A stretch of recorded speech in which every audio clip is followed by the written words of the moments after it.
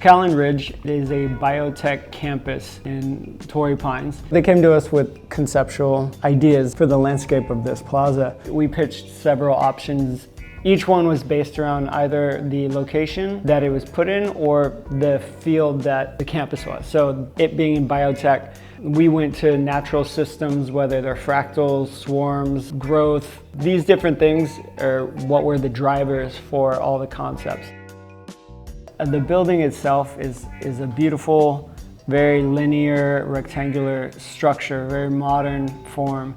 And this piece is based around organic, non-linear type formations. So it plays off of it in the materiality, but the form of it is kind of juxtaposition of the building itself, which is a nice contrast. The piece itself is suspended with multiple connections. We have rigid vertical drops downs that will tie into the main spine of the piece, but due to the weight of the piece wanting to rotate, not to mention the forces from wind loads and things such as that, we had to create another system which would stabilize it. So that's where we brought in the steel cables with these swages. The piece has a number of connections all through it, and we kept them really light so that the cables would get lost in the visual of the panels up above it.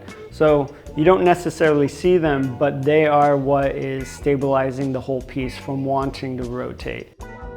One of the things that we wanted to maintain was the use of the local materials. A lot of the Torrey Pine that we used for the project became the walls and the benches, things that didn't have to be hung overhead. The benches themselves play off the idea of the movement in a much more simplified manner, because that use of Torrey Pine, combining them in a different style of plank, creates a really kind of cool, comfortable space. But it's not directly the same process as the main sculpture. But you can see the two together in the same view, and they do speak to one another. They're just independent pieces.